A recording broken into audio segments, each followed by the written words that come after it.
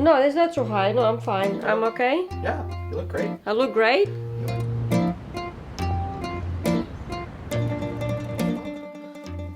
Well, Yeah, she can't see. stay back a moment. Oh. No, I can't see from here. I have to look Oh. closer.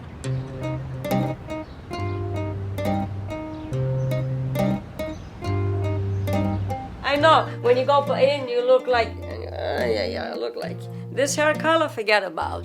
You look amazing. No, I don't. I think I you do look not look fantastic. amazing. This color is not amazing for me.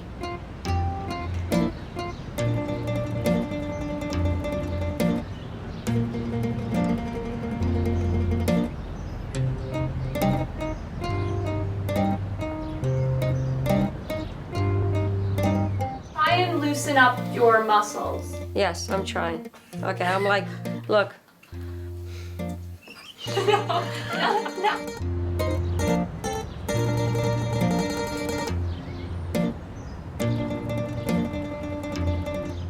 Because what I'm used to always undergo from little.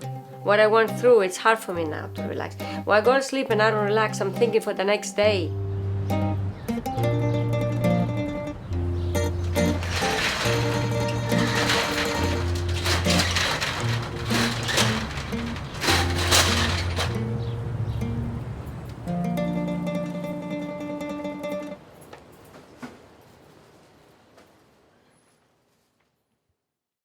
When I grew up in Greece, it was a small town. Not a lot of people. The name of it is Perista. And anyway, we have a rough time in the family because my brother got very sick. At the end, we lost him. And I was very sad. My father left for United States, so it was just me and my mother there and my grandma. And there's no money. And I didn't go high school. I just finished elementary school. Start working, you know. Friends used to come, and I started making clothing. It was rough because a 14 years old to do that, it's not an easy thing. Then after, I don't know, I met my husband when I was 15 and a half. My husband was a bus driver in the town. He used to do me favors, bring me from the city whatever I need. And then all of a sudden, one day, I gave my dress for the cleaner, so when he came back, I pay him the cleaners and I give him a tip. He says, no, you don't need to give me a tip. I said, yes. So he wanted to give me back the tip. So when he was trying to give him a tip, he gave me it was a piece of paper he gave me in my hands. He said, well, listen, I know you're very young and this and that. I'm not playing with you just to kill time. I'm serious. I mean, if you can, we can get together. If you say yes, I will come to your house and speak to your parents. But if you think you're not interested, I don't want to come and, you know, feel bad. I think, okay, you can come in my house. So one night, I see him in my house. My father say, she's too young, we don't have no money or anything, you know, like, whatever I can help you, it's fine. He said, the only thing I need from you, if you can do the paper so we can come in the United States. My husband said, I would like to go to the United States with your daughter. Okay. So he made the papers for me. So I came to the United States, 1975, January. Of course, by myself. I was engaged with my husband. It was a different world here.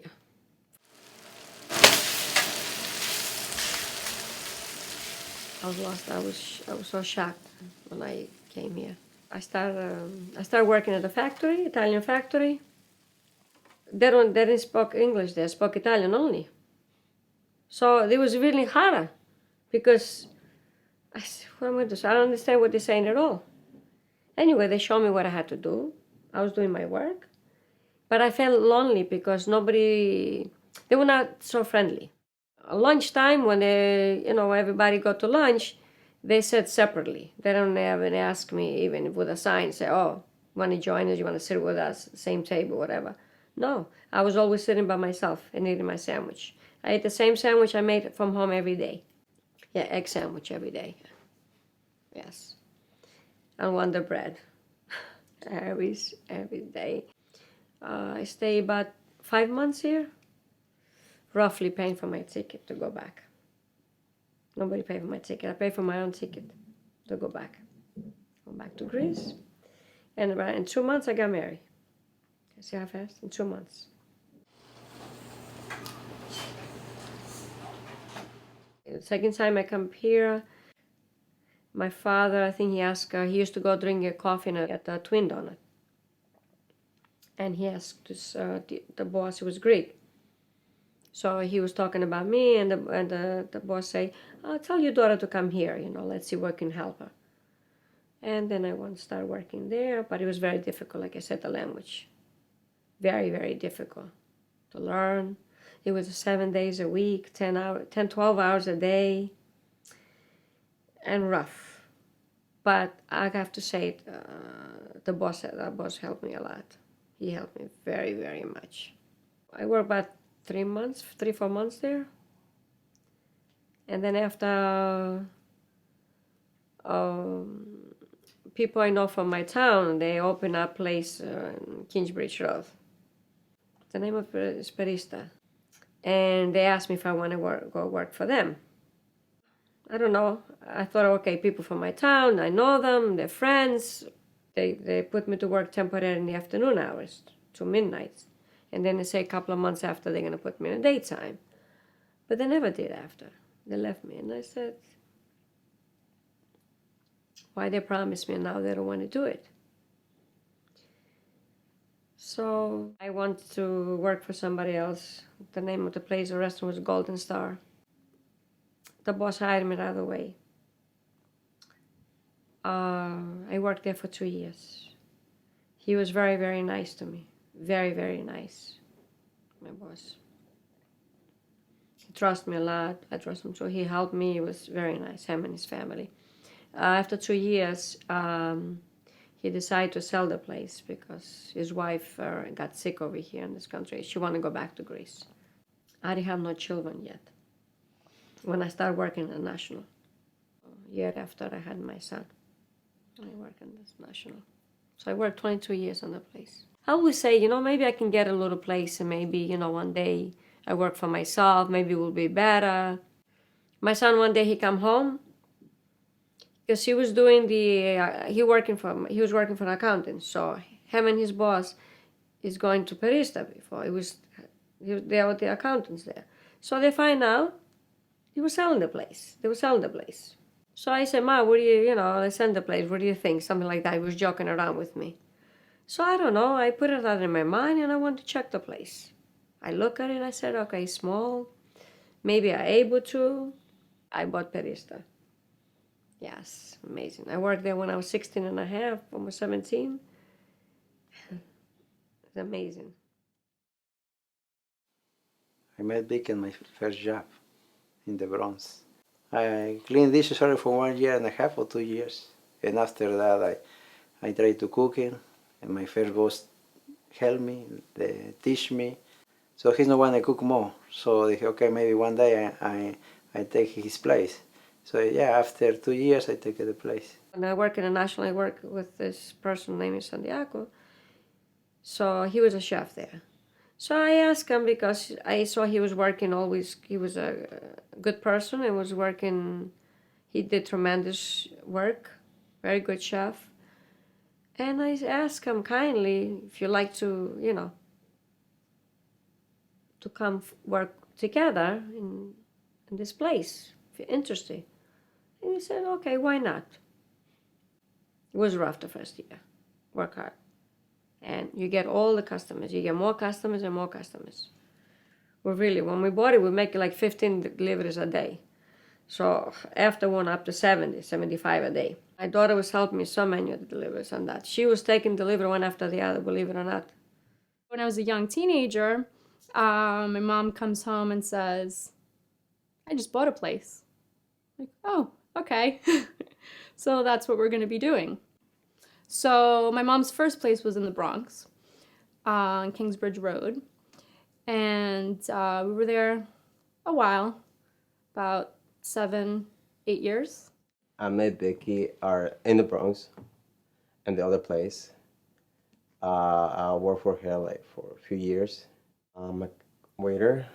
I'm like the counter person and like the one who takes care of customers. That's what I do. My husband came to help me a couple of times, but he came to help me in the bikini. And one time when I was saying, you know, like, he tried to take an order from a customer, he didn't know how to take order. And I said to him, Nick, I mean, if you like to help me, just help a little bit in the kitchen, maybe a little bit the dishes here, there. I mean, if you ask me a million questions, and I can't answer you because it's customers from everywhere, a lot of things in my mind, and I can't. So he took a little personal that. Yeah, he did. And, you know, he said, okay. So my brother Angelo, he doesn't have the diner gene, is what I like to call it. He helps in a different way. He's more of the accounting, paperwork type of help that we need, and does a good job at it. But if you ask him to pour a cup of coffee, you don't know what to expect. Working hard, fine. And then one day, which was February 11, 2007, one Sunday morning, very busy because the weekend was very, very busy. It was winter, February, cold, snowing, and something felt weird. She looked at me, and then a couple of minutes later, I started to smell something. I said, wait a minute, there's something smell here. There's something wrong. So I'm thinking, okay, we're not burning anything. It's not really coming from here, but there's like this smell of just burn. So we go outside and we take a look next door, and there's a fire going on. I'm thinking, okay, I don't know if it's serious or not, but there's a fire next door. And customers are still in there. They're eating their eggs. And I think, let me call 911 because there's a fire next door. And Katerina didn't have a chance to explain to me anything because she had to call immediately the fire department, which I don't blame her. You see, back to the kitchen, the smoke coming, like a shh. We had to ask everyone to leave. It was a busy Sunday. We needed to get out. The only person that had a hard time leaving was my mom. I chased everyone out. I didn't want to leave the place. I was looking behind. I couldn't believe it was going on fire.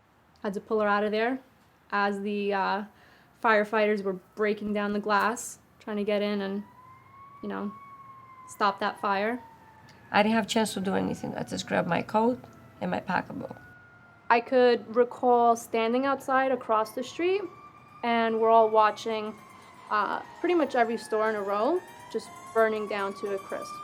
I mean, there wasn't enough water and enough fire trucks that could cease the fire immediately. It just burned and burned and burned. I'm very upset because I built up the place for all those years. And now for 1 second, you see your place is it's going down, and you say, well, what did I do all these years? My time. Not only money, my time and everything. And when I see the sign was burning, the last thing was the sign burning down, I collapsed. I started tearing. I had a lot of people next to me, children, everyone was tried to cheer me up next to me, and it was about 5-6 hours to put the fire out. I stayed all the time. It was very cold, almost 0 degrees out there. I stayed in the cold. When I went home, I couldn't talk at all. I went home I couldn't talk for a couple of days. I was like very shocked. I didn't talk to anyone.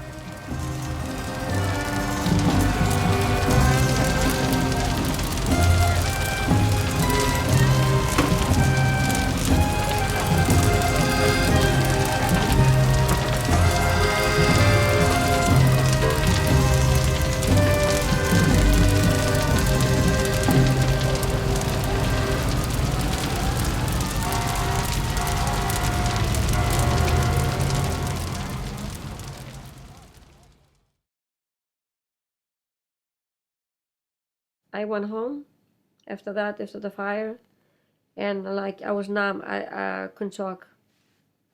For a couple of days, I was not talking. It was scary. It's like we don't have anywhere to go to work tomorrow.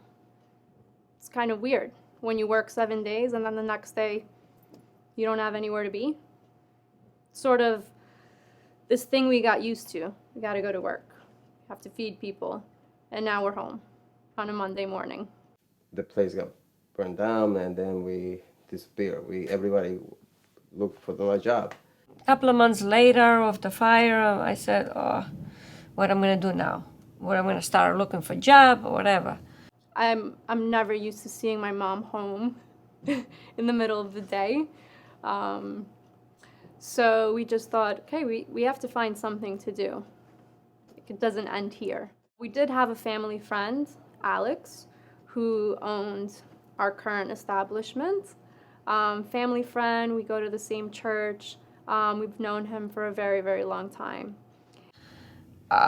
One time I received a call from the previous owners here where I am now, which is called Angela's before. And he says to me, you looking for a job? What are you going to do? I don't know what's on your mind. I says, yeah, eventually, he says to me, I need somebody to help me right now. You think you're able to help me? I said, okay, Alex, I will come. Vicky started working here with Alex, the waiter, and after 1 week, she's called me. She told me he's needed somebody to help to the kitchen. So I come here and I started working. So after like 3-4 months after, he mentioned to me, Alex mentioned it, he wants to retire. I bought the business. I find my co-worker on the street on Grand Concourse, and he told me, oh, Vicky's looking for you again. Before Vicky bought it, it was a couple and the son, and me and another waiter working there. It wasn't bad. I had a feeling that I was going to stay, but then I had thoughts that they might tell me I have no job, whatever, if she had her own people, whatever. But as it turned out to be, no, I stayed. Alex wasn't so much like pushing, cleaning all the time, doing this all the time. Vicky's after, you got to clean, you got to keep the place clean, this, that, which in a way is right, You run a restaurant, it should be clean anyway. And a good service. Be nice to the customers. She renovated it quite a bit. She changed the menu, which was a drastic change. It was much, much better. And it's spotlessly clean. I went to Angela's when I first moved to the neighborhood, and there was a lovely family who owned it then. And then I continued going after it became Vicky's. Vicky herself was very welcoming. She kept many of the same staff at first. And there were changes, and they were all good changes. I have my own seat over there in the corner with a plaque on it. It says Jeff. And like most restaurants that have secret items that are off menu, I have my own secret off menu item as well. And it too is called the Jeff. Jeff sandwich, which is scrambled bacon with potato on it on a toaster roll. Yes, it is. I usually have soft scrambled lettuce and tomato, and I don't know. I guess what's special is the attention I get here. I had an egg white with home fries and bacon. And then I had a Monte Cristo, but instead of with French toast, I had it on a waffle. And breakfast was amazing. The best coffee around here. Oh wow, something special for me. Thank you so much.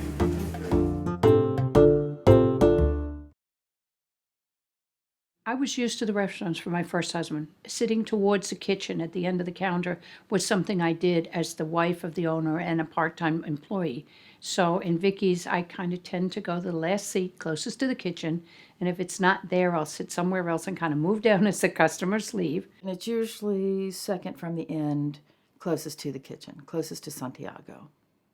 Well, sometimes I'll come in and I'll be meeting, usually once a week, some friends, and we'll get together in a booth, or if I'm the first one there, I'll take the booth. Otherwise, I'll come in usually by myself, go to the counter. Sit at the counter.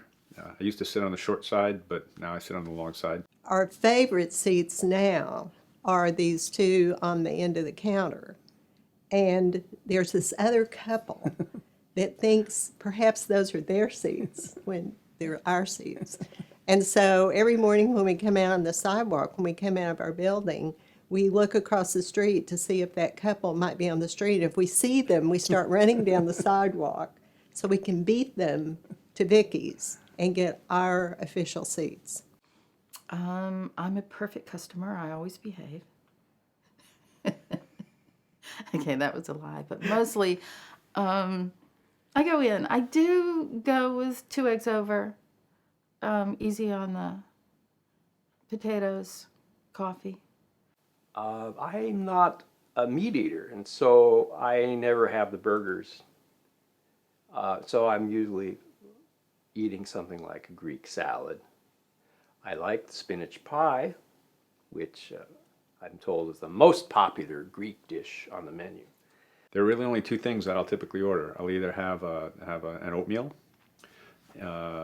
with rye toast, or I'll have a couple of scrambled eggs, potatoes, and either turkey. Turkey sausage that she serves and bacon. One or the other.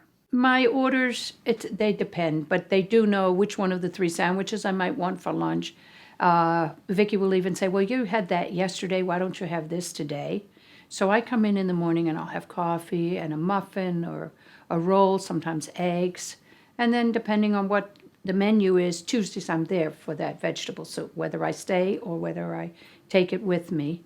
And then we usually order, pretty much the same thing.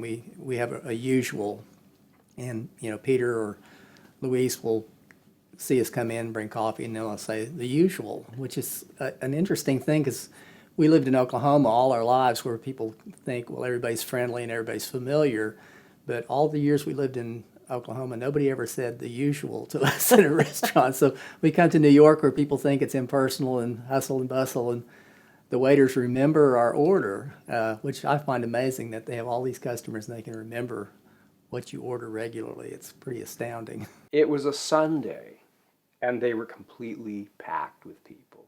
Everybody goes there on Saturday and Sunday for waffles and pancakes and omelets and the classic breakfast dishes. And so I said, well, let's go up the street. They're completely booked in here. So we stepped outside, walked up the sidewalk, and Vicky came running out, and she knew me from coming there all through the week. And she said, wait, stop, don't go away. We have a table coming up in just 2 minutes. Give me 2 minutes. So we couldn't say no. We had to eat there. There was no choice.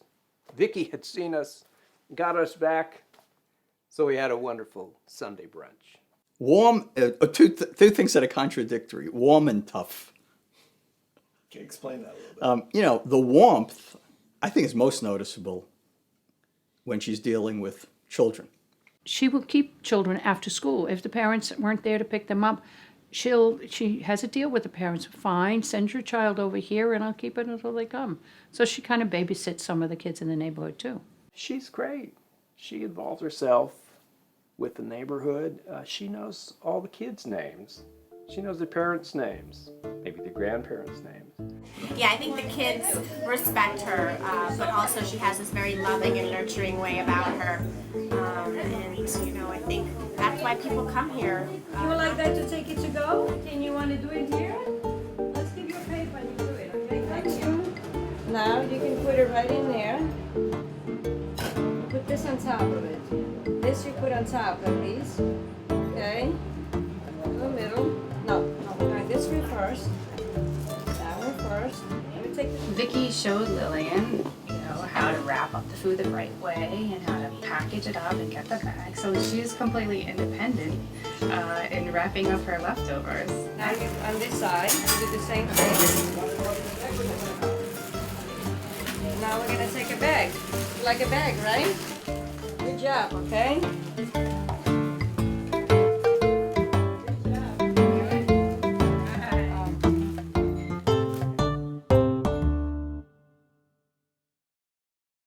and I gave a lot of customers nicknames. For instance, Louis, the taxi driver that just passed away a week ago, I gave him a name Fish, because he used to like going fishing. Nobody call him when he comes to the store. Everybody, hey Fish, hey Fish. Our nickname is the children. Or this couple, they come every day, older than me. So, good morning, children. How are you? How are my children today? I said, I'm everybody's mom, no matter what age. Smiley. I don't know why. A lady comes every morning, very nice lady. Her name is Lida. I call her Smiley. Everybody calls her Smiley now. They call me the professor. I think Peter started it. You name him professor before I even knew he was a professor and teaching in college. Now everybody calls him professor. And then I have an old lady comes, I call him papadia. It means like a nun in Greece. A long time ago, they made a Greek movie with the nun going to the nightclubs, Greek, funny music. And I said to her, papadia, mia papadia sta puzuja, means one nun in the nightclub, the night in the nightclub. And she was laughing. I still explained to her what it meant. Everybody calls her papadia. Is she a nun? No. I think they just call me Charlie. It was really a thrill to be invited to Vicky's daughter's wedding, Katerina. And Dennis and I were both invited. He was ultimately not able to come. And that was an interesting story because when I realized he was not going to be able to attend, I needed a ride to the wedding. And so I went to Vicky and I said, I really want to come to the wedding. Dennis is not able to come, and I need a ride. And so she looked around the restaurant, and her eyes fell upon this couple, these innocent people, and she says, "You take her to the wedding." I got to experience the wonderful event, and also became very, very good friends with the lovely couple who, without knowing anything about me, agreed to take me to the wedding. When I went to our daughter's wedding, which was remarkable, it was great to see a number of the regulars who were there, and we all had our own table, and there was also a table for the staff. And from seeing people in aprons in the daytime to seeing them in suits for the first time, everyone looking fabulous. And they all got up and hugged you. It was nice. It was a great feeling. It was a typical Greek wedding for those of us who've been to Greek weddings. But it was wonderful that Vicky invited some of the customers. One of the little flower girls was a non-Greek girl, so I had to tell the parents this was going to happen, and that was going to happen. People got to see a regular, long-term Greek wedding because they last at least an hour. Katerina was a beautiful bride, and her husband is gorgeous, so they made a lovely couple. And Vicky had said she was going to dance. Katerina had said, I am dancing. And believe me, they danced all night long.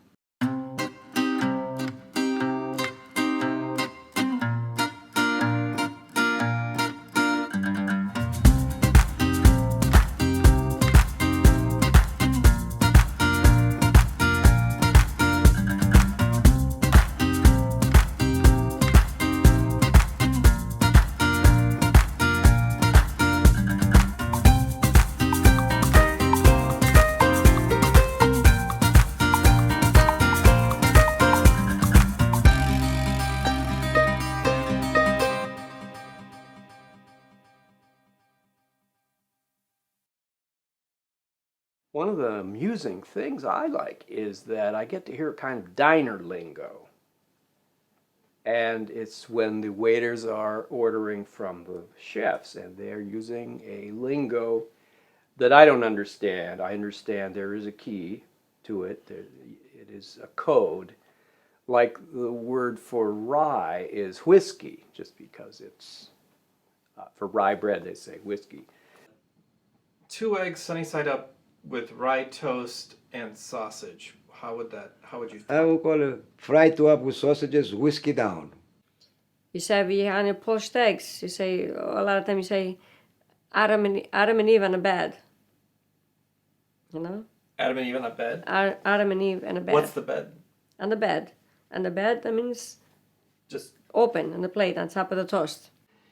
Let's say two people come in and they order, both order bacon and eggs. So that's two people. So instead of, sometimes we'll say, scramble 42. That means 4 eggs and 2 plates for the two people. All the way means potatoes, toast, and for the cook to understand you what kind of toast you want. If you say white or rye, it sounds similar, especially under the fan because it's a lot of noise. So you gotta say whiskey down. It's better. It's more. The action is better. It's an old-fashioned diner. It's a bit better than being everything the technology and the computer. It doesn't. I don't know. For some reason, the food tastes better when you order it and with the words than you have it on the computer. Look at it. You know, it's just there's more action to it and make you more excited. It's good. Ham and cheese combination over bacon, both all the way. One way down, one regular down. About 42 over. One is tomato instead of potatoes, the other one all the way. One whole way down, one toasted English. No. Give me a combination, Mexican, a cheese omelette, extra jalapenos, turkey sauce. Yeah, extra jalapeno. Turkey sausages and American cheese, both high and dry. Double scrambled egg with potatoes on a roll to go. Potato salad. Ya go. Both are high and dry. No potatoes. I want a ham and cheese omelet for everything. And both meals.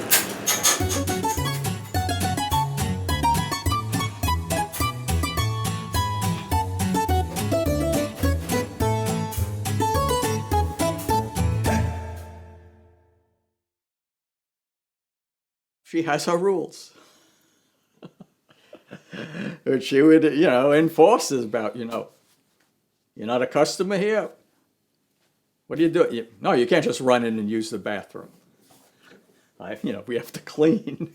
We have to, plumbing costs money, I'm not the neighborhood rest stop. I've observed this several times. People will come in and want to use the restroom without being customers, and Vicky's very strongly against that, and she'll tell people, this is reserved for customers, and that's true of most restaurants in the city. And I think that's a pretty standard rule. But it's amazing how many times people come in and feel entitled and don't want to even buy a cup of coffee, which is kind of buy a silly. cup of coffee. Just say, what's your cheapest thing? I'll buy it. A stranger might walk in and go straight to the bathroom. Don't even ask or whatever. Or buy a cup of coffee. Because the signs on the doors, or not only Vicky's, every place. Restrooms are for customers only. So you want to use your restroom. Come in, buy a cup of coffee, and go to the restroom. You don't even have to say nothing. People don't think or don't say that. Like me, if I go downtown for something and I want to, I go to a restaurant, I don't say nothing. I buy a muffin or something or to go. I say coffee to go. And then I say, by the way, where's the restroom?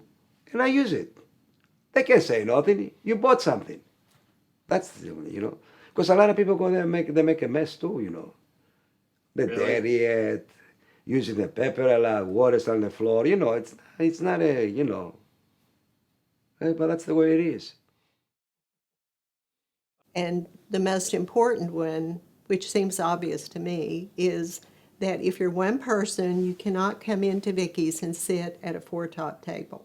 Well, when I first moved here, I wanted to be very inconspicuous and just kind of sneak in past everybody, sit at a booth and read the paper. But that first day that I did that, I was told, no, you can't sit there. That's for more than 2. Well, that's for 2, at least 2, whatever. And I was really taken aback, and I thought, okay. So I sat at the counter and sat there and enjoyed my meal. And so from that point on, I never tried to sit in a booth. A lot of people don't understand that. It has nothing to do with me. It's my job. I'm just doing my job. Like everybody else has a job in the office. They do what the top people of them tell them to do. The president or whatever, or whoever's in charge. They tell them, I want this. They got to do it. You can't go against your boss.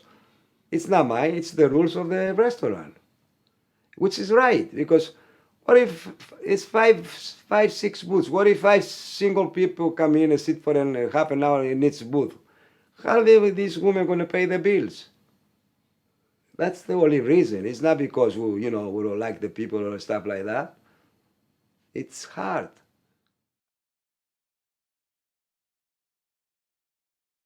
Ham and cheese omelette, over bacon, both all the way. 1 wheat, 1 regular toast.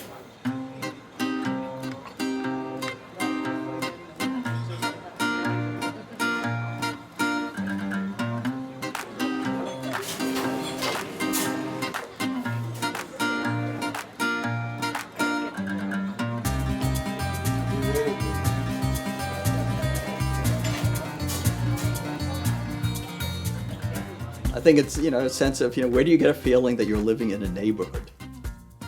And I think it's at a place like Vicky's. You definitely know she's there. And plus, she's got that blonde hair and she always sits very tall in her seat and is aware of all the customers coming and going. So that's kind of the impression you get from her. She knows what's going on in her diner. At the counter, there's a regular group of people, interesting characters. They have colorful stories to tell and talk about politics or events of the day. So when you're sitting at the counter, you really are kind of at the center of things, and it's very entertaining. One time, 1 month sick on the bed, and she's not the only one come to see me. She's take me to the hospital. That's why I work with her. She's a very hard worker, and I admire that in anyone. But she knows the hospitality business, and so she's very welcoming to you. It's a family there at the diner.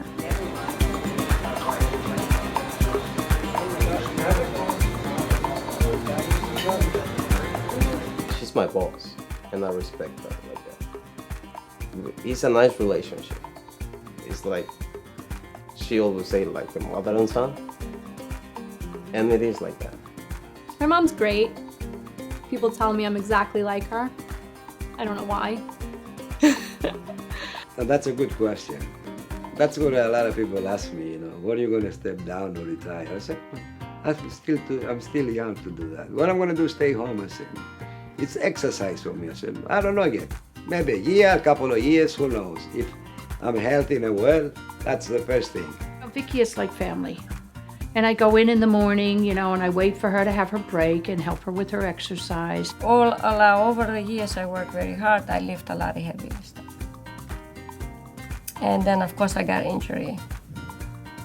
I had to have surgery in my left arm. This has happened because all these years I've been lifting very heavy items. But anyway, nothing's gonna stop me because I love what I'm doing.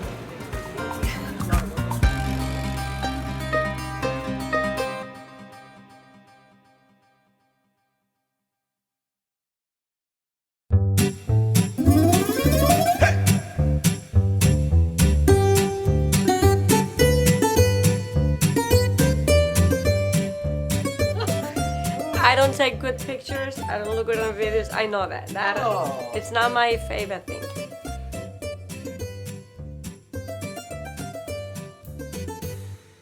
I'm gonna touch your hat. Okay, that's better. Yeah? Yeah. Okay.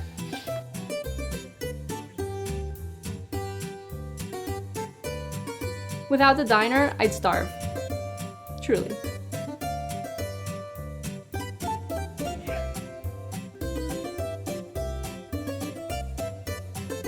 My name is Luis. My name is Jose. My name is Lucas.